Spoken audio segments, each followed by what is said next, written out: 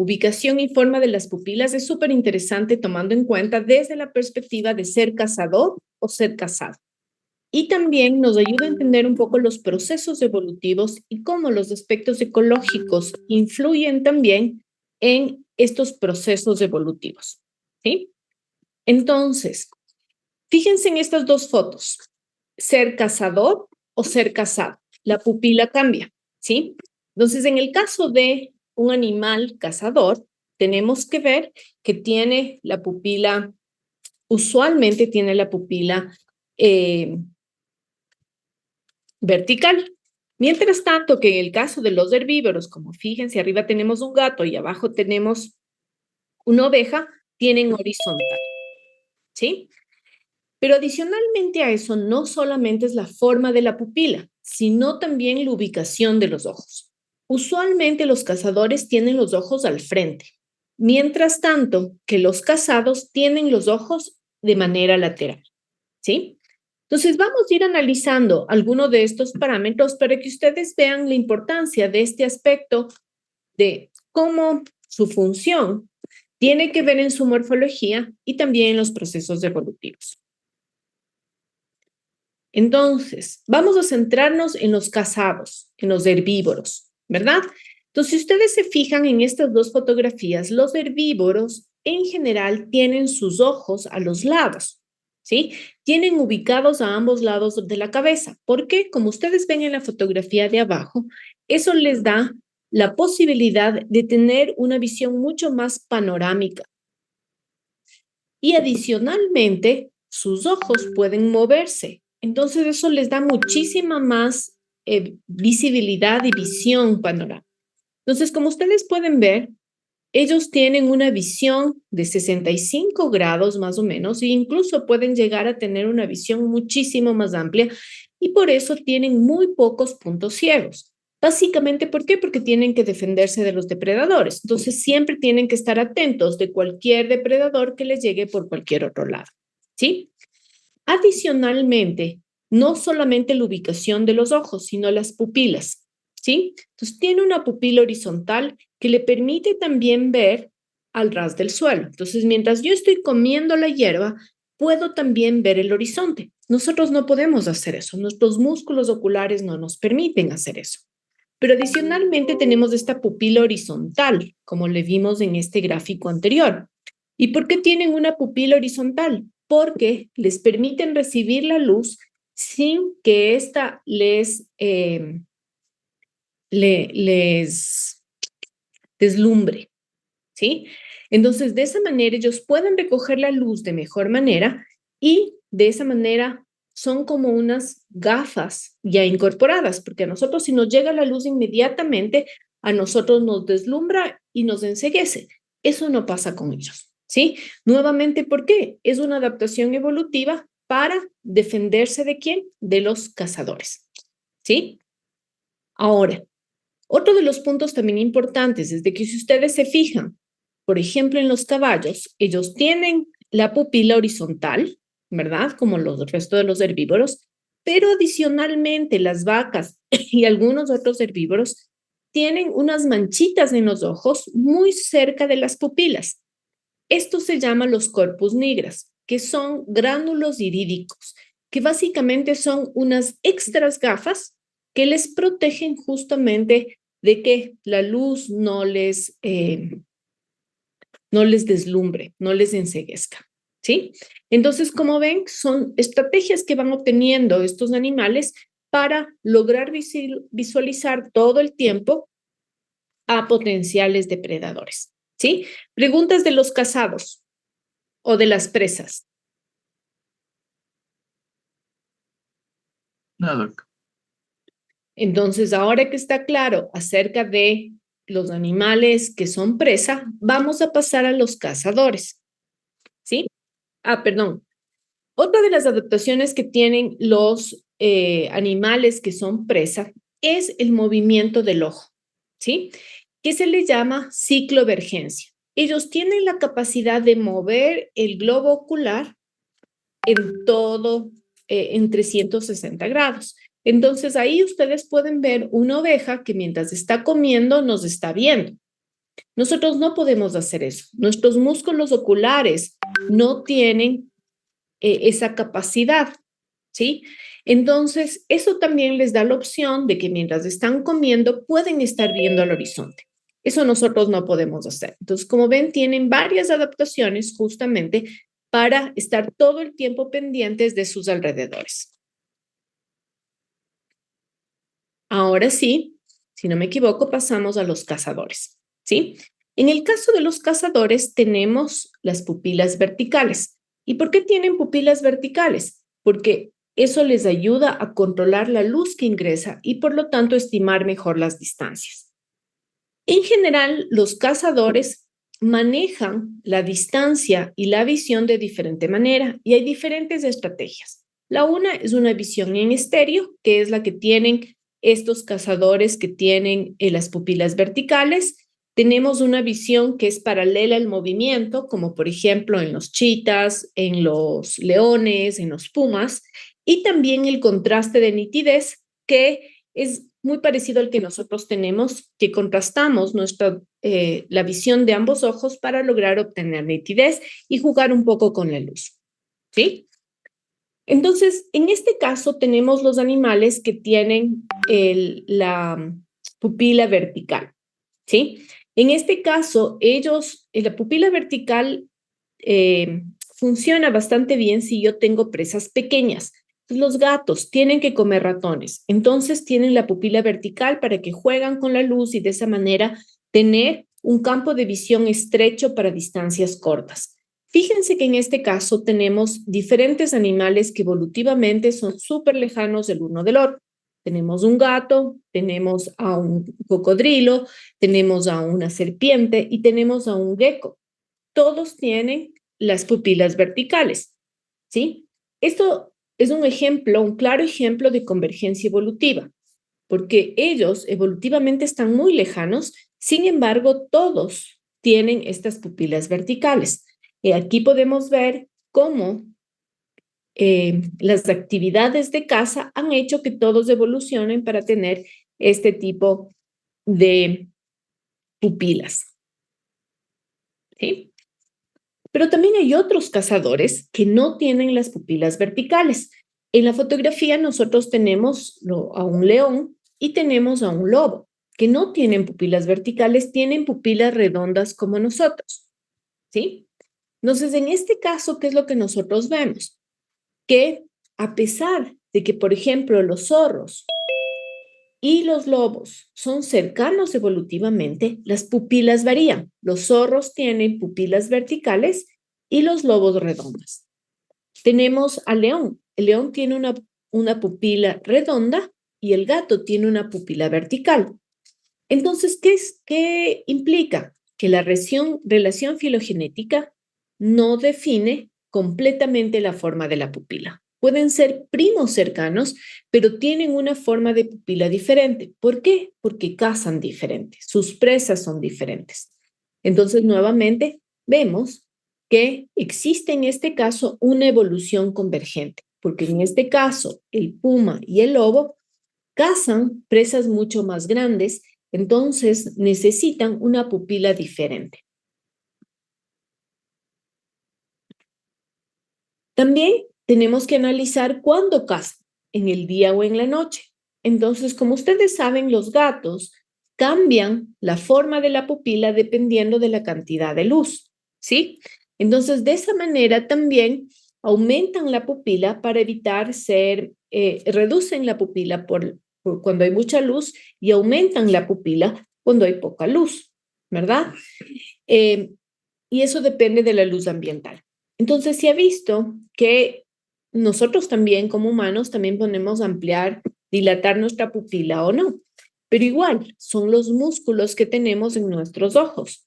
Entonces, los animales como los gatos, por ejemplo, pueden cambiar el área de su pupila hasta 135 veces al día, es decir, tienen mucha elasticidad.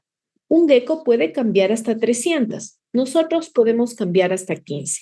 ¿Por qué? Porque es la adaptación a poder cazar de mejor manera. Ahora, ¿por qué los leones, los lobos y otros grandes depredadores no tienen pupilas verticales? Porque cazan de manera diferente, porque no necesitan tener un enfoque tan claro, porque sus presas son mucho más grandes. Entonces vemos un puma que se está comiendo una vicuña, vemos un chita que se está comiendo unas gacelas de Thompson, pero fíjense en cambio qué es lo que pasa con el zorro. El zorro tiene que tener una visión mucho más clara de ese pequeño objeto. Entonces, por eso la forma de la pupila cambia, ¿sí?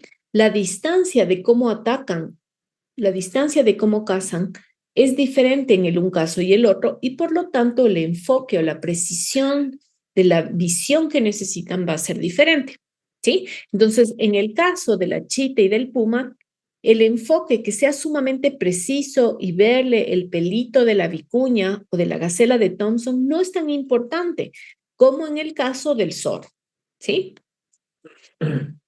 Igual pasa en los lobos. Además, la estrategia de cómo cazo. Los lobos cazan en grupo, el zorro caza solitario, ¿verdad? Entonces ahí no necesito tener un detalle tan específico de mi presa, ¿sí?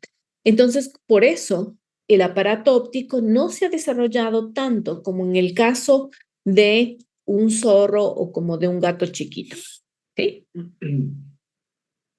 Entonces, con esto, ¿qué podemos ver? Que de manera general, aquellos organismos que son cazadores tienen la ubicación de sus ojos en la parte adelante.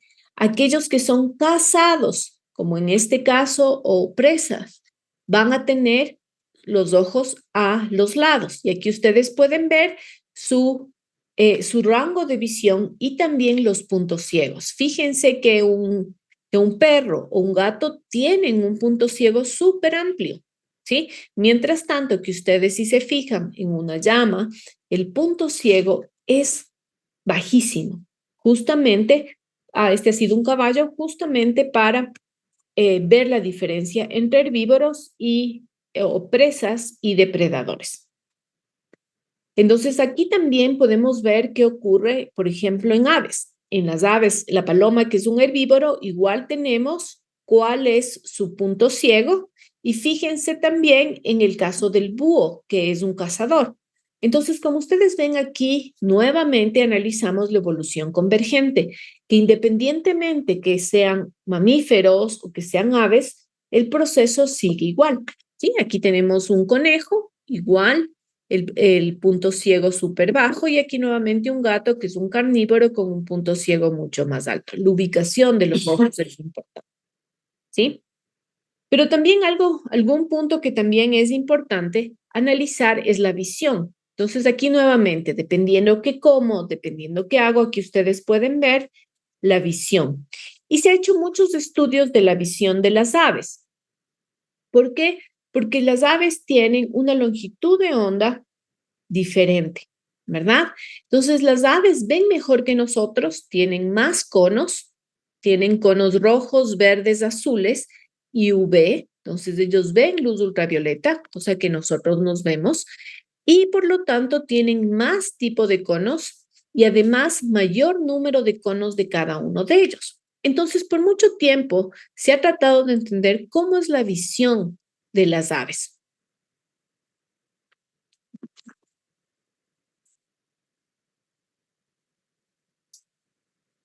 Entonces, fíjense cómo es una ave oscura y cómo nosotros le vemos, pero fíjense cómo ven las aves a una ave que aparentemente es oscura, ¿verdad?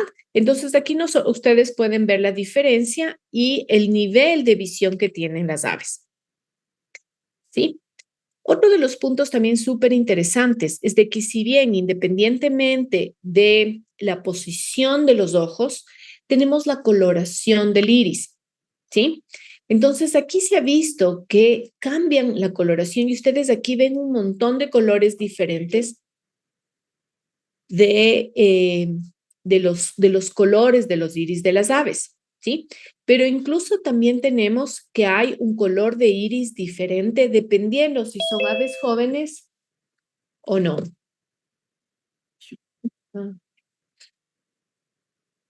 ¿Sí? Entonces, Sabemos aquí que existen varios componentes que cambian el color de los ojos de las aves y también tenemos guanina. Entonces, fíjense toda esta coloración súper interesante de las aves y cómo cambian incluso durante su periodo de vida. Entonces, ha habido muchos estudios. Fíjense que hay unos colores fascinantes en aves que no se encuentran en otros organismos, pero son, como ustedes ven aquí, fascinantes los colores que tenemos en los ojos de las aves y todavía estamos tratando de descifrar, desde rojos hasta verdes, rosados, ¿sí? Pero obviamente los ojos de otros organismos vivos también son interesantes. Aquí tenemos el caso de los ojos de las ballenas, que si bien probablemente no tienen tantos colores como en el caso de las aves, también tenemos que en el caso de las ballenas tienen una protección especial para cubrir del agua marina, ¿verdad? Entonces, como ven, si bien nos salimos un poquito del tema de cazador-presa, también la visión es un aspecto súper interesante que podemos analizar. Entonces aquí tenemos algunos enlaces acerca de los ojos y las variaciones de los ojos en la naturaleza. Tomen en cuenta que no hemos hablado ojos de insectos, ojos de cangrejos, de crustáceos. Entonces es fascinante. Aquí también tenemos de arañas. Entonces hay muchos estudios que tratan de entender cómo los organismos vivos ven, cuál es la variación, qué tipos de conos tienen, entre otras cosas. ¿Sí? ¿Preguntas acerca de la visión? Una pregunta. Ujú. Usted nos dijo que, o sea, más que nada, entonces la visión estaría relacionada con el tamaño de la presa, pero en el caso de que tal vez por toda esta parte del cambio climático y la extinción ya no hubiera su presa, ¿podrían adaptarse a otra nueva visión, a otro tipo de forma del ojo? Podría, pero necesitan tiempo. Y ese es uno de los problemas del cambio climático, que estamos cambiando tan rápido que no les damos el tiempo suficiente para adaptarse. Entonces, ya sabemos de antemano que con cambio climático, y acuérdense que leímos y hablamos con ustedes que muchísimas de las presas se están volviendo más pequeñas, ¿sí? Entonces, ¿qué implica con estos animales como los leones, las chitas, que las presas están reduciéndose en tamaño? ¿Sí? O necesitan comer más presas o necesitan cambiar la perspectiva de cómo cazan, que puede afectar también todas estas estrategias de visión. Pero eso recién lo estamos analizando. ¿Alguna otra pregunta? Profe, ¿y el color del iris tiene algo que ver con cómo ven o solamente es como para decorar? O no sé. Exacto, eso es algo que no sabemos. Se supone que todas las aves siguen el mismo patrón que les enseñé aquí, perdón, exacto, ¿verdad? Se sabe que las aves tienen la capacidad de ver todas estas longitudes de onda. Pero ¿por qué se da esta variación? No conocemos. Y eso es lo que hay muchos estudios, justamente en este artículo científico, tratan de ver por qué hay tanta variación en el iris y en los colores de ojos de las aves. Tomen en cuenta que varía tanto, como les digo en el slide anterior, que cambian de juvenil a adulto. Y una manera a veces de diferenciar a las aves si es un juvenil o es un adulto es viéndole el iris, porque cambia el color. ¿Por qué cambia el color? ¿Cómo cambia el color? ¿Qué le da esos colores fascinantes? Muchas de las cosas todavía tenemos que descifrar acerca de eso. Bueno, gracias. Ujú. ¿Alguna otra duda? Abigail. Sí, buenas tardes, Inge. También se sabía que, por ejemplo, el color de los ojos también determina el género del pájaro, del ave, ¿verdad? En Y algunos casos eso las es, hembras tienen un color y los machos otro. ajá, Ujú. justo en un tucán hay un ojo rojo que significa que es macho y el ojo blanco significa que es hembra. Pero eso es como en una especie específica. Se podría decir como que en ciertas especies se tiende a el color determina el sexo, sí, pero siempre o No siempre, no siempre, no siempre, porque si tú les ves, por ejemplo, a los piqueros de patas azules, machos y hembras tienen la misma coloración. ¿y de qué dependería entonces eso? Parte de eso es selección sexual, dimorfismo sexual, ¿sí? Que usualmente los machos son diferentes a las hembras. En los piqueros de patas azules, machos y hembras son similares, pero hay otras aves en que el macho es diferente a la hembra y empiezan a haber esas variaciones. Pero en algunos casos, pero no puedes generalizar en todos. Ya, gracias. Ujú. Perfecto. Entonces, si no hay más preguntas, pasamos al siguiente punto. Defensas. Entonces, estamos viendo depredador-presa. Aquí vimos justamente cómo los ojos y la visión tiene que ver con este proceso de soy cazador o soy cazado, ¿sí? Pero también hay otras defensas de la naturaleza, así que les invito a que visiten este reel de Instagram en la cual hablamos de los wombats. Acuérdense que ya hablamos de los wombats por su famosa caja cuadrada, ¿verdad? Pero ahora vemos otro tipo de defensa. Los wombats son famosos porque tienen la nalga más dura de todo el planeta. Entonces, para ellos defender, entonces tienen su madriguera y tapan su madriguera con su nalga. Entonces, es súper dura, no es de hueso realmente, pero tiene mucha grasa y le hace sumamente dura. Entonces, tú puedes patear, tú puedes pinchar, tú puedes morder y aquí no pasa nada, ¿sí? Entonces, como ven, es una estrategia de defensa frente a un depredador totalmente diferente, ¿sí? Pasemos ahora a las plantas. Las plantas también se defienden. ¿Cómo se defiende? A través de metabolitos secundarios, ¿verdad? Química de productos animales, química de productos naturales, ¿verdad? Pero en este caso, el producir sustancias extras es costoso. Entonces, si alguien me está atacando como planta, yo tengo, como vimos con ustedes anteriormente, que ver qué es lo más económicamente, energéticamente adecuado para defenderme, ¿sí?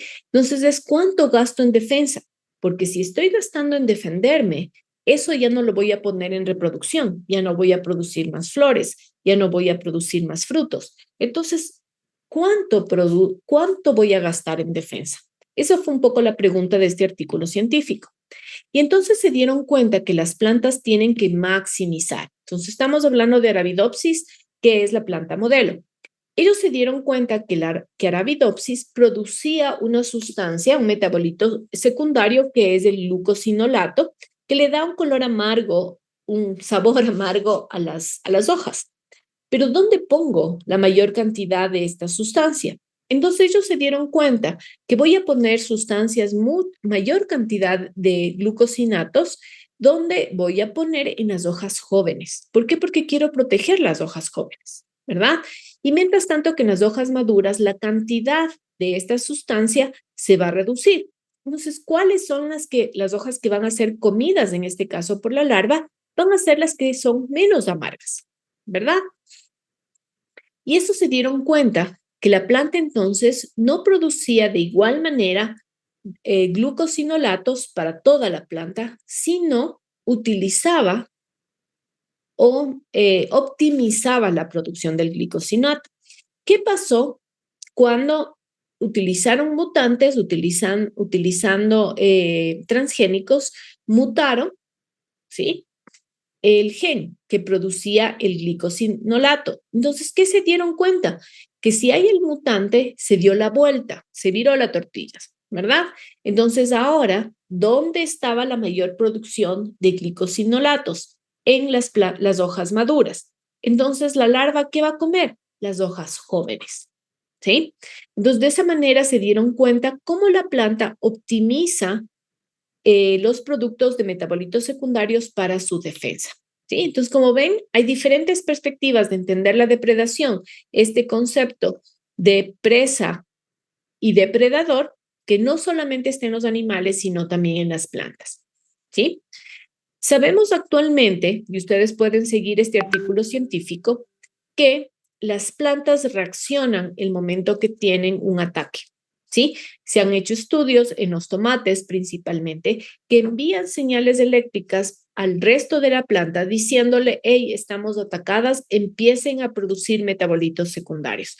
Acuérdense que los metabolitos secundarios se producen cuando la planta está en estrés. Y uno de los factores que producen estrés es justamente la depredación, ¿sí? Esto ha sido súper interesante porque recién estamos en la capacidad de poder detectar esas descargas eléctricas mínimas, esas llamadas de auxilio, antes no las podíamos detectar. Sabemos que pasan a través del xilema y floema.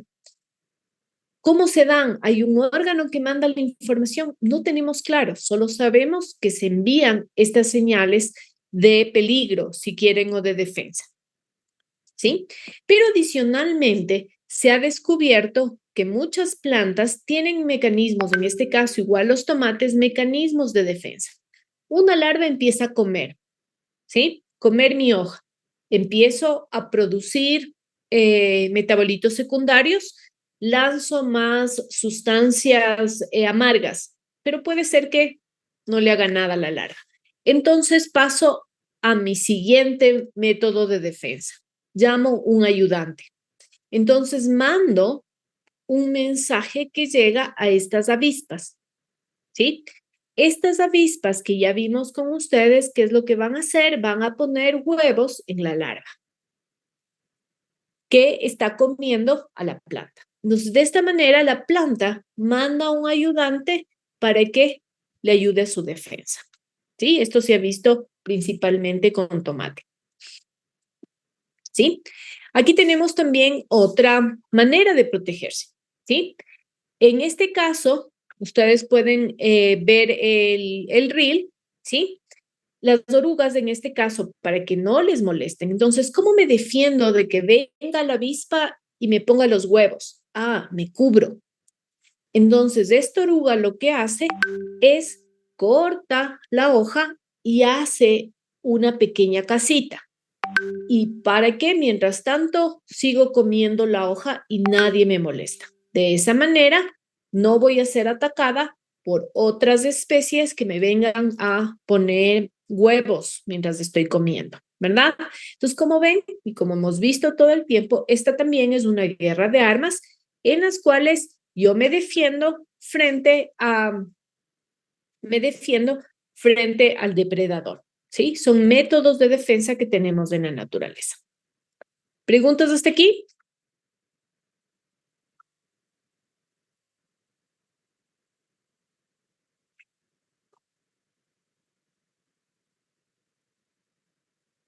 No, doc.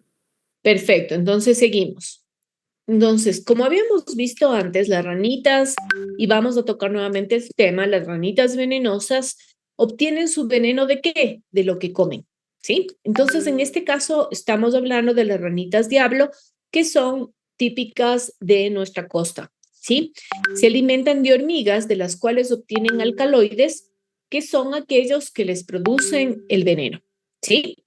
Ahora, ¿qué es lo que pasa si yo cambio la dieta?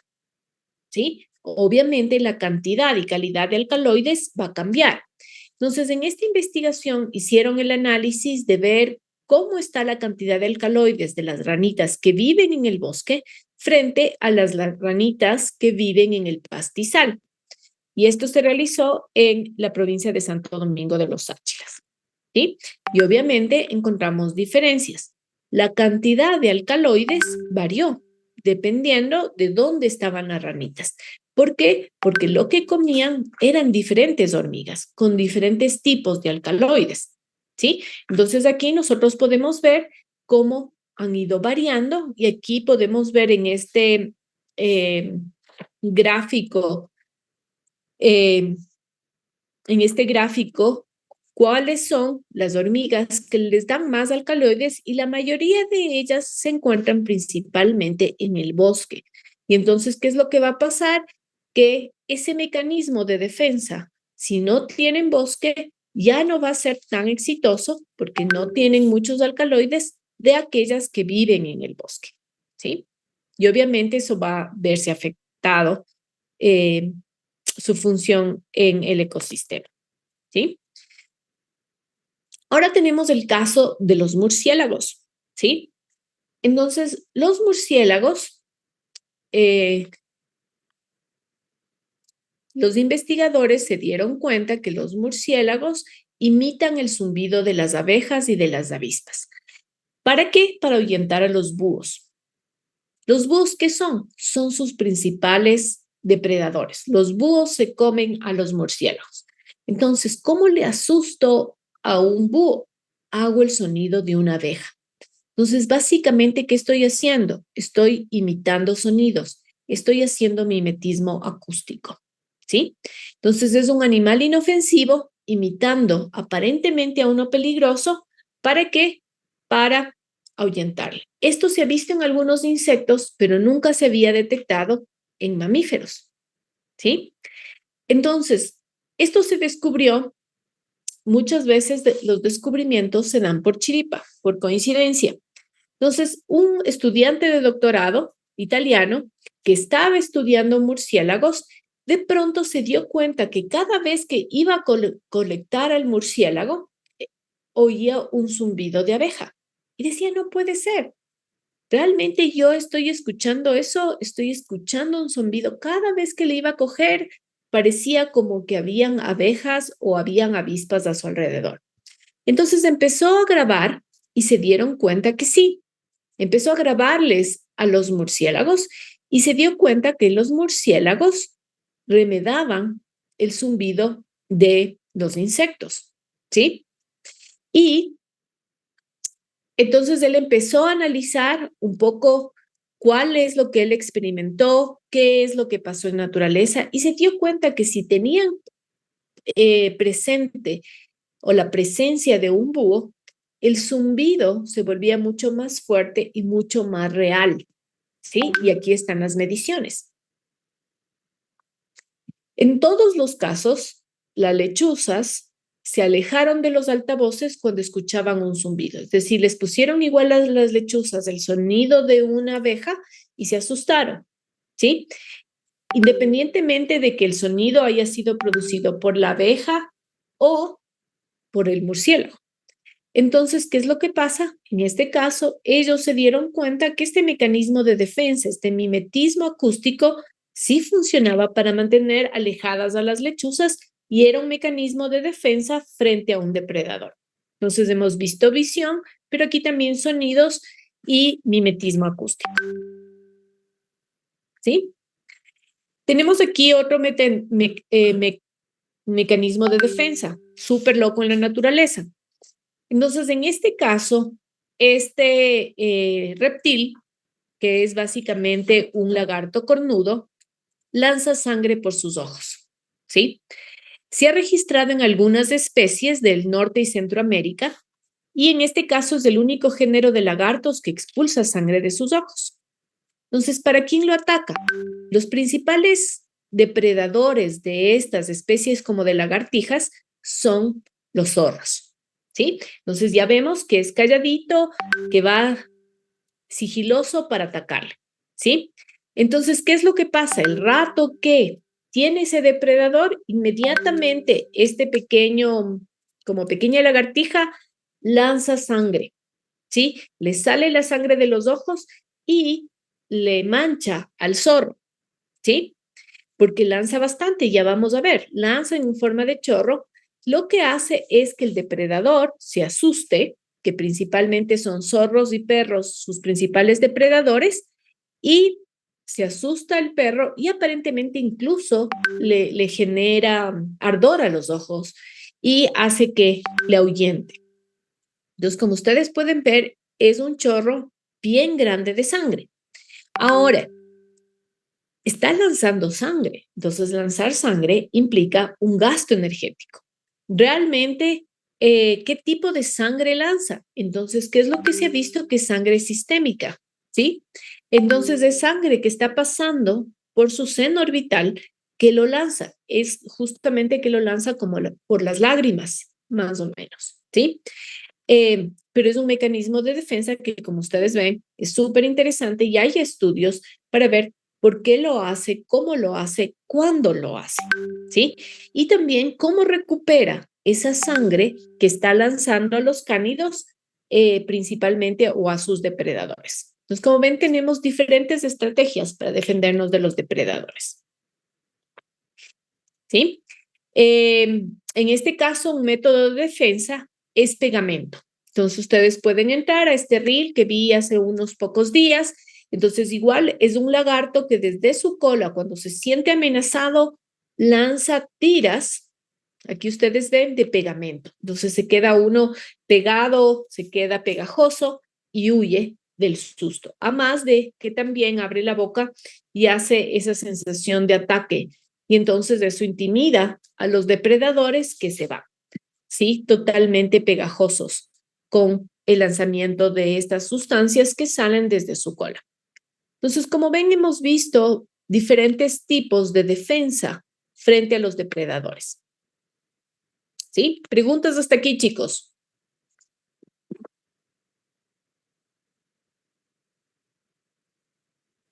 Nada. No creo, profe.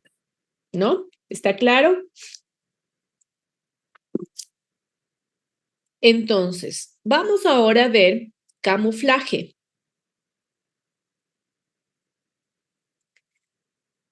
En el caso del camuflaje tenemos que dividir en camuflaje y mimetismo. El camuflaje usualmente es perderse en su ambiente, ¿sí? Por ejemplo, el oso polar es blanco porque vive en la Antártida, ¿sí? El camuflaje es coloración disruptiva, líneas y puntos que hacen que me pierdo en el ambiente. El mimetismo es copio A, ¿sí? Es muy sutil, pero en biología se hace esa pequeña diferenciación y ya vamos a ver por qué.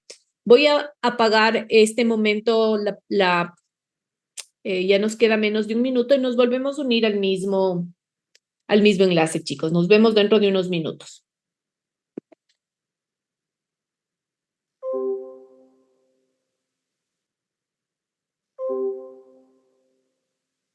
Record.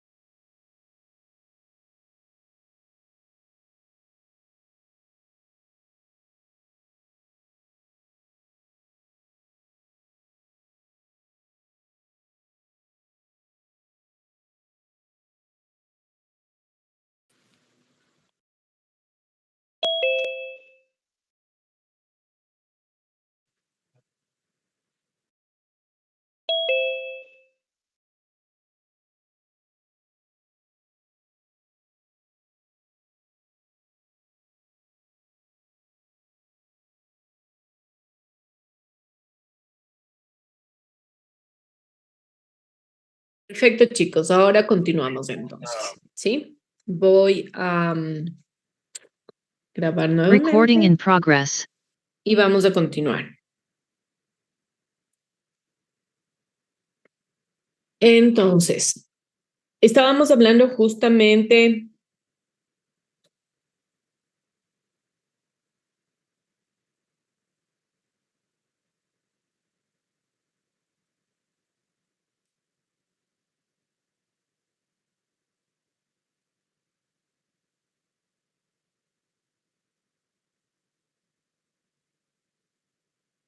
ya. Entonces, estábamos hablando del camuflaje y el mimetismo, ¿sí? Entonces, vamos a empezar a hablar acerca del camuflaje. Esto es el camuflaje, ¿verdad? En donde los organismos vivos se pierden, ¿sí?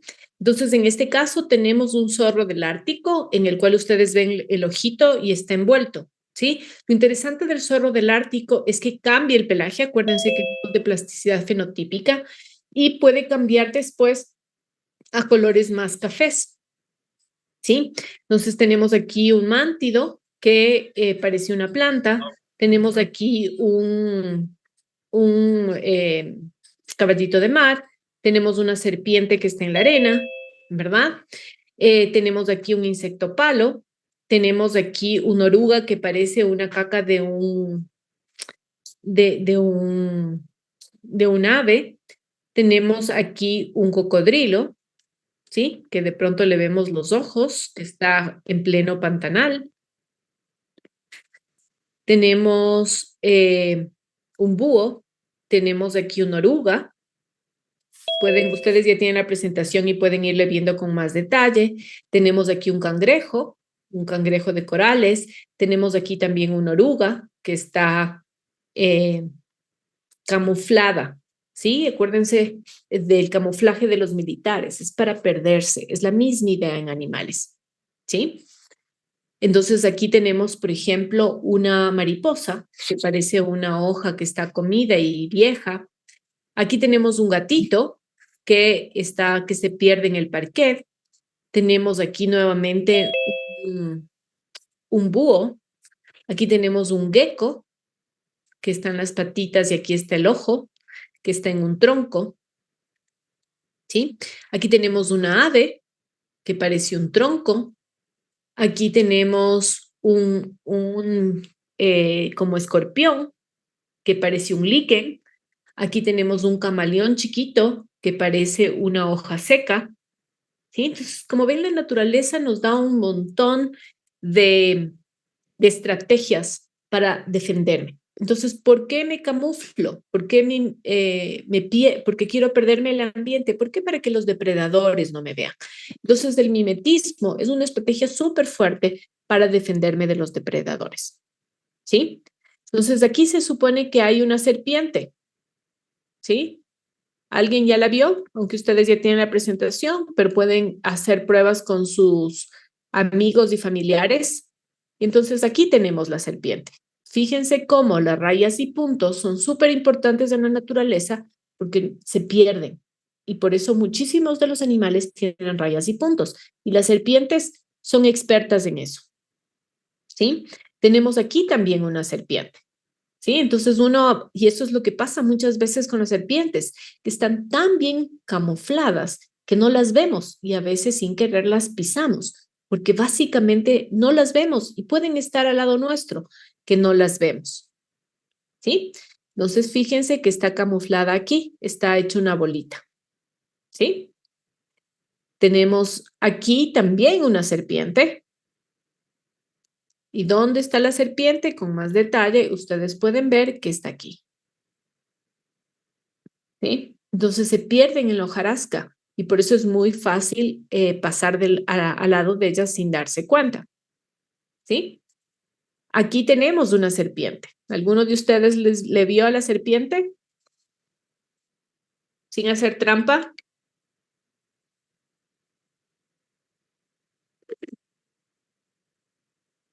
Está en medio, profe. Alan nos dice que está en medio. Veamos cómo va. Sí, Sí, está en el medio. ¿Verdad? Entonces, las serpientes son expertas en el proceso de camuflaje. Es impresionante como ustedes pueden ver, ¿sí? Entonces hicieron, ¿realmente el camuflaje funciona? Porque para yo camuflarme tengo que poner energía en el disfraz, básicamente, ¿verdad? Tengo que disfrazarme para ver, para que no me vean. Entonces, en este artículo científico que ustedes pueden revisar del 2022, se hicieron esa pregunta. ¿Realmente poner energía en disfrazarme funciona? ¿Es una buena estrategia de defensa? Definitivamente que sí. Entonces, ¿qué se dieron cuenta? Que el tener rayas, puntos, el ponerme el disfraz hace que el depredador busque o gaste 55% más tiempo en encontrarme que si no tuviera el disfraz. Entonces, eso implica que es una buena estrategia de defensa para evitar la depredación, ¿sí? Entonces, es por eso que hay muchísimos ejemplos en la naturaleza que los animales se disfrazan de. ¿Para qué? Para pasar desapercibido, ¿sí? Incluso fíjense que en algunos casos aumenta hasta el 295%. O sea, básicamente no te ven, ¿sí? Entonces, eso implica que el camuflaje energéticamente funciona y es por eso que tantos organismos vivos utilizan el camuflaje como una estrategia de defensa, de protección contra los depredadores. Hace unos pocos meses salió en varias noticias esto, ¿sí? Una manera de disfrazarse completamente loca. Son unas larvas, unas orugas de esta polilla que utilizan los huesos, los restos de otros animales para taparse. Entonces, no se había visto antes. Entonces, ellos utilizan patitas, piernitas, antenas de algunos otros animales para ponerse encima y para parecer que es algo muerto.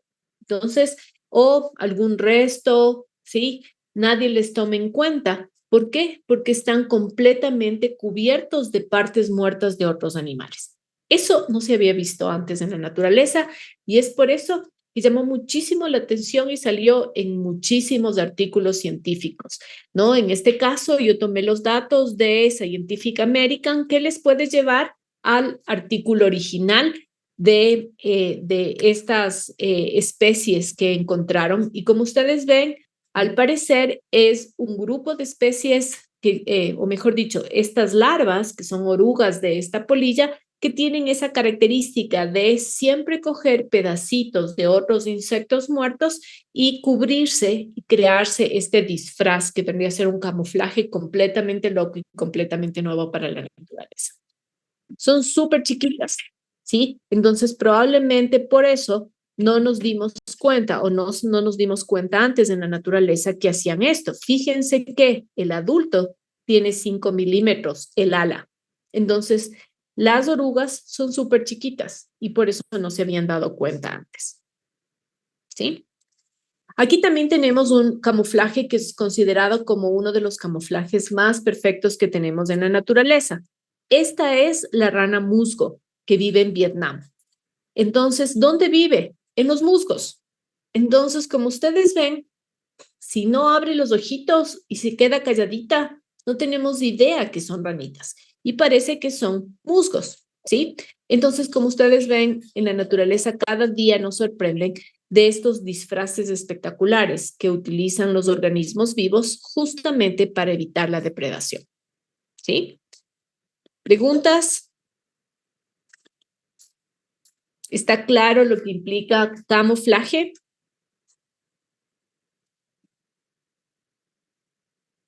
De mi parte sí, profe. Sí, doc. Perfecto. Entonces, pero hay otro grupo de organismos que dicen, no necesito disfrazarme. ¿Para qué me voy a disfrazar? Yo quiero que todo el mundo sepa que yo soy peligroso. ¿Sí? Esa es otra estrategia. Mírame, ten cuidado, te estoy avisando que soy peligroso. Entonces, a eso se llama aposematismo. ¿Qué es? Apo significa lejos, sema señal. Básicamente te estoy diciendo, mantente lejos de mí. Entonces, hay algunos organismos que tienen colores súper fuertes y vistosos. ¿Eso qué te quiere decir? Hey, soy peligroso, aléjate. ¿Sí? Entonces aquí ustedes tienen 4 fotografías de diferentes animales que tienen coloración súper fuerte y que son venenosos. ¿Sí? Entonces te están diciendo, hey, cuidado, no me comas, soy venenoso para ti, te voy a caer mal. Cuidado, tengo mucho veneno. ¿Sí? Y se ha visto que se mantiene en muchísimas de las especies más peligrosas, tienen colores súper fuertes y brillantes, que te están diciendo, no necesito esconderme, te estoy avisando que si me comes, te va a ir mal. ¿Sí? Ahora, ¿qué es lo que pasa? También hay los vivísimos, ¿verdad? En que dice, yo no soy venenoso, pero te voy a copiar a ti. ¿Por qué? Porque de esa manera no me comen a mí, ¿verdad? Entonces ya vamos a ver ese detalle, ¿sí? Entonces ahí viene el otro aspecto, el mimetismo, ¿verdad? Acuérdense que el camuflaje me disfrazo del ambiente principalmente, pero el mimetismo copio a otro organismo, ¿sí? Entonces aquí tenemos unas arañas y hormigas nuestras del Yasuní, ¿sí? Entonces fíjense que arriba tenemos una araña y abajo tenemos una hormiga, ¿sí?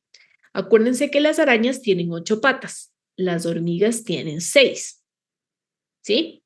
Pero son muy parecidas. Ahora, ¿por qué se disfraza una araña como hormiga?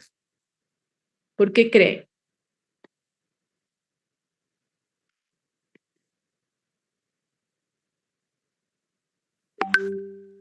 Tal vez para que no le coman, pero no sé quién podría comer araña. Tal vez para que no se Entonces, acerquen al nido o proteger, pues como paño de protección a las hojas, tal vez.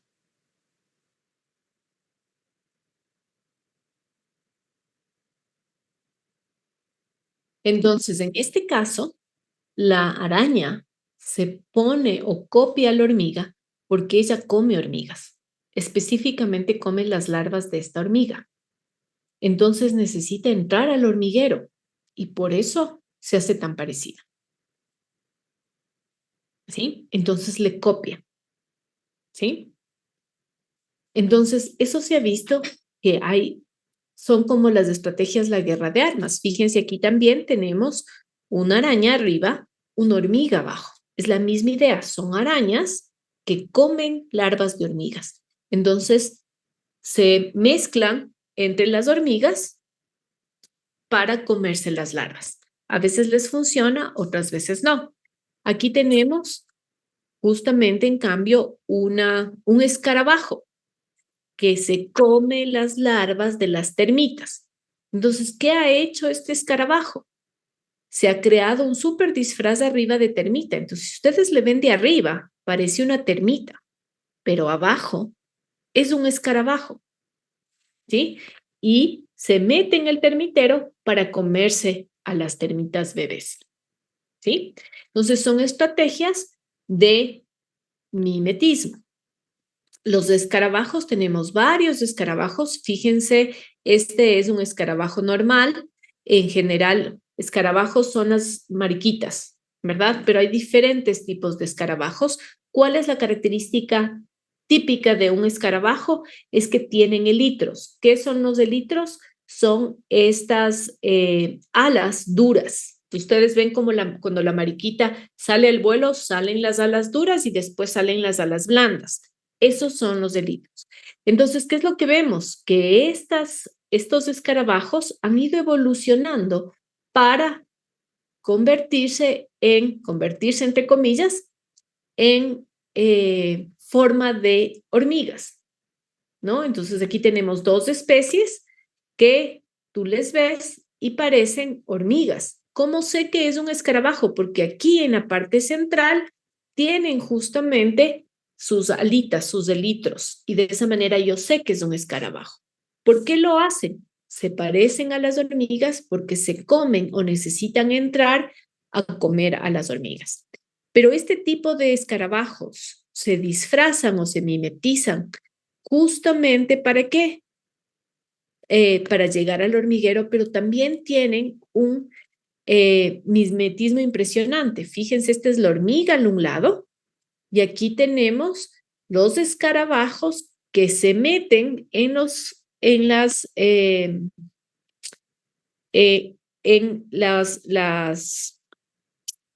nidos de las hormigas y se han especializado para cada uno de los diferentes tipos de hormigas, ¿sí? Pero en este caso es fascinante porque acuérdense que las hormigas utilizan feromonas para comunicarse, que vimos con ustedes en algunas de ellas, ¿verdad? Entonces, si yo me mimetizo y quiero entrar al hormiguero, no solamente tengo que parecerme físicamente, sino tengo que parecerme químicamente. Entonces, estos escarabajos incluso producen feromonas similares para poder entrar al hormiguero, ¿sí? Entonces, como ven, es un mimetismo no solamente morfológico, sino químico. ¿Cómo lo hacen? Todavía no se sabe, pero volvemos a ver esta guerra de armas que existe en este caso entre el depredador y la presa que vendrían a ser las hormigas bebés, ¿sí? Tenemos, por ejemplo, a estas polillas que tienen esos ojos, ¿verdad? Que parecen ¿qué? Ojos de búho. Entonces, yo soy un depredador, vengo a comerme esta polilla, pero de pronto veo unos ojos que me miran y encima unos ojos de búho. Digo, uy, mejor me voy, ¿sí? O aquí tengo estos ojos que pueden ser como unos ojos de halcón o unos ojos de águila, entonces me retiro, ¿sí? Entonces igual son mimetismos, estoy copiando a, ¿sí? Y en relación a esto, los investigadores han encontrado dos tipos o han dividido dos tipos de mimetismo. El uno que se llama batesiano y el otro mulleriano. Se llaman basados en los investigadores que vieron estas diferencias entre en el tipo de mimetismo. El uno lo descubrió o lo nombró Bates y en el otro lo descubrió Muller, ¿sí? Entonces, uno de los ejemplos más típicos del mimetismo batesiano es la coral y la falsa coral, ¿verdad? La coral es la que tiene aposemantismo, es la que tiene colores súper fuertes, ¿verdad? Y que es súper venenosa. Mientras tanto, que la falsa coral tiene colores muy similares a la coral, pero no es venenosa. Es una culebra, un colúbrido que no te hace nada, ¿verdad? Entonces la una le copia a la venenosa, ¿sí? Y la falsa coral, ¿qué saca con eso? Que no la coma. ¿Por qué? Porque como tiene colores tan fuertes, dice, ah, no, esta es peligrosa, mejor me retiro y me voy por otro lado. Pero no es, ¿verdad?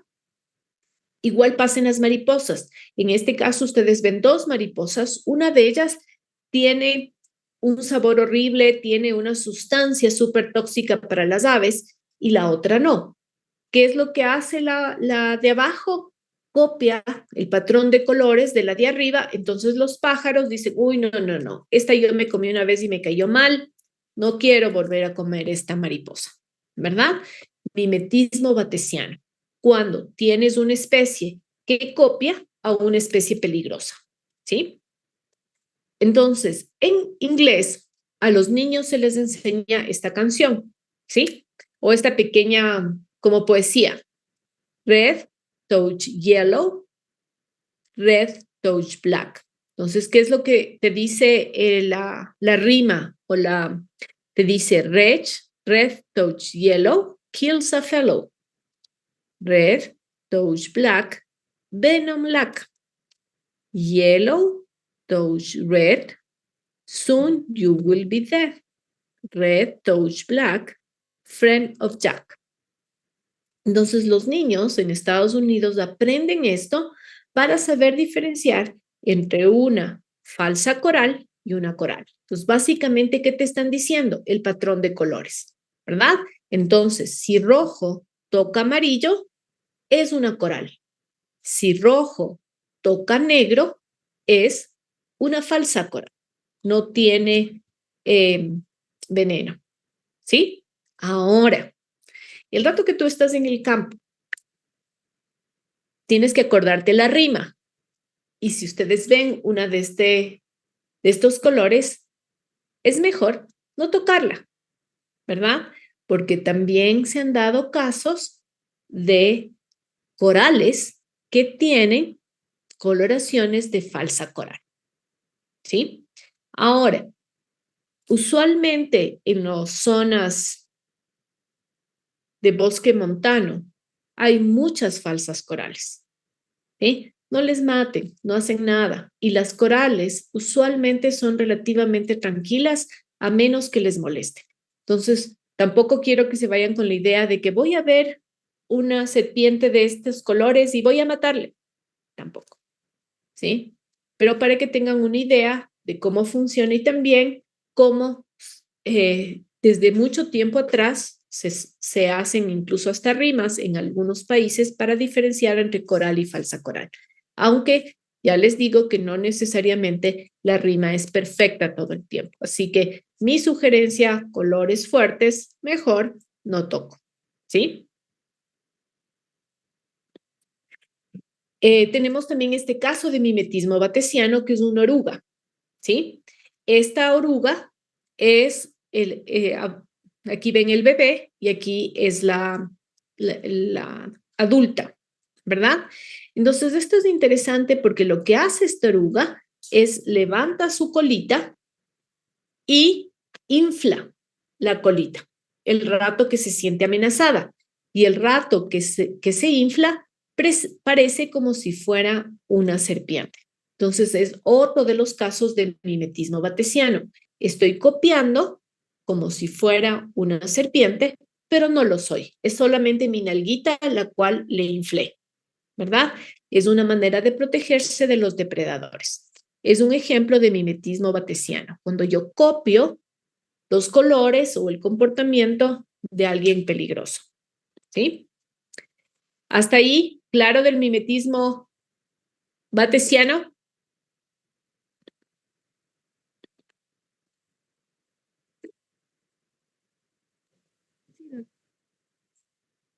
Sí, Entonces, vamos al mimetismo mulleriano. Entonces, el mimetismo mulleriano, la lógica es todos los animales, o en este caso, todas las mariposas, con un mismo patrón de colores, son venenosas o saben mal. Entonces, todas las mariposas que tienen colores naranja, blanco y negro saben mal, tienen alguna sustancia tóxica, ¿sí? Todas las especies peligrosas con colores, todas las especies peligrosas tienen colores brillantes, mimetismo mulleriano, ¿sí? Entonces son dos aspectos evolutivos diferentes, ¿verdad? Entonces, por ejemplo, como ustedes ven, este patrón de colores en mariposas significa que tienen mimetismo mulleriano, todas ellas tienen sustancias tóxicas para ciertos animales. Entonces, ¿qué es lo que pasa? Las aves dicen, no, no me voy a comer esta mariposa porque ya sé que esos colores saben mal, ¿sí? Un ejemplo de mimetismo mulleriano, las ranitas venenosas de la Amazonía o de las zonas tropicales. Todas las ranitas venenosas tienen colores fuertes. Mimetismo mulleriano, ¿sí? Aquí tenemos más ejemplos. Todas las ranitas súper llamativas con colores fuertes son venenosas. Un ejemplo de mimetismo mulleriano. Colores fuertes significa peligro y todas tienen el mismo patrón de colores o colores súper fuertes, mimetismo mulleriano, ¿sí? Aquí tenemos, por ejemplo, varias ranitas de mimetismo mulleriano. En este caso, es interesante que todas estas 4 ranitas son la misma especie. Cambian dependiendo en dónde estoy, ¿sí? Entonces, ¿qué es lo que vemos? Que hay una plasticidad fenotípica de esta especie. Entonces, dependiendo dónde estoy, puedo cambiar el patrón de colores. Obviamente, es como una especie como de que recién están empezando el cambio, como ustedes ven, tiene un ejemplo de politipismo, es decir, que es una misma especie con diferentes patrones de colores. En algún punto se pueden convertir en ecotipos que vimos con ustedes, pero ¿cuál es el mismo patrón? Todas tienen colores fuertes y son venenosas. ¿Sí? A estas también se les conoce como especies crípticas. Entonces, aparentemente, con estudios moleculares, es una sola especie, pero tienen plasticidad fenotípica, que es lo que vimos con ustedes. ¿Sí? Uno de los puntos súper importantes es, entonces hemos visto camuflaje y mimetismo. Entonces, sí está claro qué es el camuflaje y qué es el mimetismo. La diferencia es muy sutil, pero en la naturaleza se utiliza mucho esa diferencia. El camuflaje es yo me pierdo en el ambiente. El mimetismo copio a. ¿Sí? Entonces, las mariposas se han estudiado mucho eso, porque las mariposas utilizan mucho mimetismo, utilizan mucho camuflaje. Entonces, muchas veces tenemos unas polillas que están pegadas en un tronco y no las vemos. ¿Por qué? Porque se camuflan súper bien. O están pegadas en un tronco viejo y no las vemos porque se pierden muy fácilmente. O tienen forma de hoja. Eso es camuflaje. Pero también tenemos el caso de mariposas que tienen colores súper fuertes, que te están diciendo, hey, aléjate de mí. ¿Sí? No tengo buen sabor. Soy venenosa. ¿Sí? Entonces, nuevamente, mimetismo mulleriano. Entonces, el típico ejemplo de mimetismo mulleriano es la mariposa monarca y la mariposa viceroy. ¿Sí? Ambas tienen el mismo patrón de colores. Naranja, negro y blanco. ¿Sí? Ambas son tóxicas. Entonces llega el depredador, ve ese patrón de colores y dice, mejor me voy por otro lado, porque ya sé que ese patrón de colores me está dando un mensaje de que es tóxico para mí. ¿Sí? Mimetismo mulleriano. Mimetismo batesiano. Entonces tenemos una avispa y una mosca. ¿Sí? Entonces la mosca mimetiza los colores de la abeja. Entonces llega el depredador y ya una vez le pica una avispa. Dice, uy, no, no, yo con avispas no me meto. Entonces llega y ve una que parece avispa. ¿Qué hace el depredador? No, no, ya me acuerdo que me picó duro la avispa, me voy. ¿Sí? Entonces, ¿qué es lo que pasa? Esta le está copiando a una peligrosa, eso es mimetismo batesiano. ¿Sí? ¿Está claro estos dos conceptos de mimetismo? Mimetismo mulleriano y mimetismo batesiano.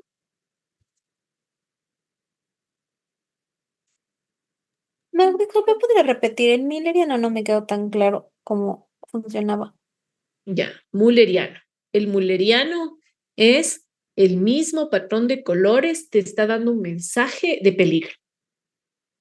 Entonces, las ranitas de colores fuertes significa peligro. ¿Sí? Ese es mimetismo mulleriano. En este caso, el patrón de color de las mariposas es el mismo. El mensaje es, las dos somos tóxicas. Mimetismo mulleriano. No O sé si sea, ahí ahí está no hay más como una claro. adaptación, sino solo es los patrones propios. Los patrones propios. Ah, ya, esa parte me confundía. Gracias, Doc. Ujú. ¿Alguna duda más? Profe, disculpe, las especies crípticas, usted dijo que son, o sea, es la misma especie, pero tiene plasticidad fenotípica, por eso puede tener diferentes colores, ¿verdad? Ujú. Mm. Ahora, ¿hay mimetismo en plantas? Sí. Entonces, este es un caso súper interesante. Hay esta planta que se llama Boquila trifoliata. ¿Por qué? Porque tiene 3 hojas, ¿sí? Es una enredadera, pero es súper interesante porque es una enredadera que el rato que se enreda en la planta, sus hojas empiezan a cambiar y a convertirse en la forma de la planta que están enredando. Imita a sus hojas en forma y tamaño. Y se ha visto que pueden imitar hasta 12 especies de árboles. ¿Cómo lo hace? Entonces, nuevamente, tocamos plasticidad fenotípica, porque lo que hace es básicamente copia a la planta que está enredando. Entonces aquí ustedes pueden ver la hoja original y la hoja cómo va cambiando. La hoja original y cómo va cambiando. ¿Sí? Entonces, ¿cómo lo hace? La planta ve cómo copia. ¿Sí? Entonces los investigadores, fíjense aquí, tiene la posibilidad de ir cambiando. Esta es la original y esta está copiándole a esta. ¿Sí? Entonces, como ven, es una planta que tiene la posibilidad de ir cambiando a la planta que le va enredando. Entonces, los investigadores empezaron a hacerse preguntas, y entonces, si yo le pongo una planta de plástico falsa, ¿cambia? Entonces, en este artículo científico, los investigadores se dieron cuenta que sí, copia a la planta falsa. Entonces, fíjense que aquí esta es la planta original y esta es la planta de plástico y empezamos a ver cómo la planta original empieza a copiar la forma de la planta de plástico. Entonces, ¿eso qué significa? ¿La planta ve? ¿Cómo ve? Entonces, lo que hicieron es un diseño experimental en que le pusieron a la planta a enredar una planta de plástico, ¿sí? Y inicialmente para ver si la planta realmente ve o no ve, lo que hicieron es poner ciertas barreras, ¿sí? Estas barreras, ¿para qué? Para que no, entre comillas, vea a la planta de plástico. Entonces se dieron cuenta que el rato que la planta esté en contacto con la planta, en este caso con la planta falsa, empieza a cambiar, ¿sí? Aquí ustedes ven las hojas artificiales de plástico, que son estas, ¿sí? Entonces, pusieron estos cobertores para que las hojas de abajo no vean. Entonces, ¿qué se dieron cuenta? Que como las plantas, las hojas de abajo no están miméticas, son trifoliadas, pero mientras tanto las plantas o las hojas que están en contacto con las hojas de plástico empezaron a cambiar de forma. Entonces necesitan estar en contacto, ven, no sabemos cómo funciona, pero es básicamente fascinante en plantas esta planta. Entonces, como ven, el mimetismo también funciona en plantas. ¿Sí? ¿Preguntas, chicos?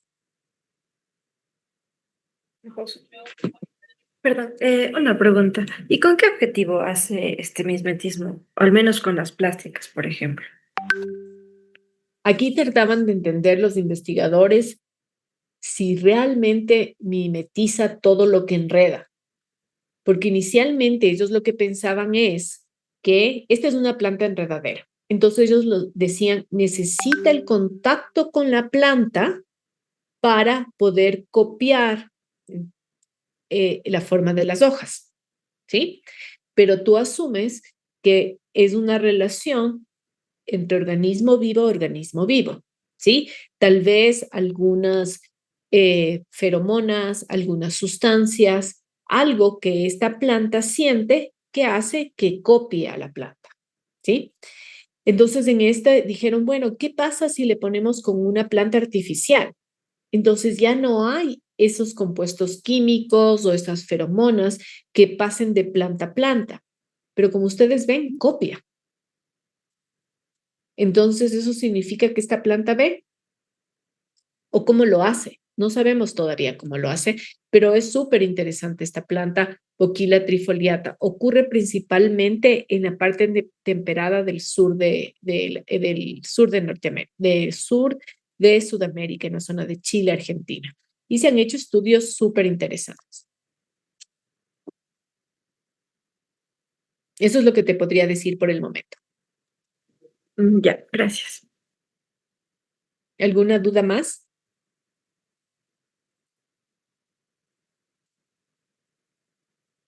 Perfecto, chicos. Como nos queda 3 minutos, yo creo que por hoy es suficiente, ¿verdad, chicos? Aunque teníamos hasta las 7:30, pero me imagino que ustedes también están muertos como yo y yo tengo que hacer un par de informes. Entonces, la siguiente clase vamos a continuar con redes alimenticias que ya les mandé para seguir avanzando, ¿sí? Por favor, no se olviden que tienen artículo científico para el día miércoles y muchísimas gracias por unirse. Ya les voy a mandar, le mando a la comandante la presentación para que aquellas personas que no se pudieron unir se unan también. Muchas gracias, Doc. Una Gracias, buena Doc. noche, Hasta chicos. luego. Muchísimas gracias. Hasta luego. Gracias. Recording stopped.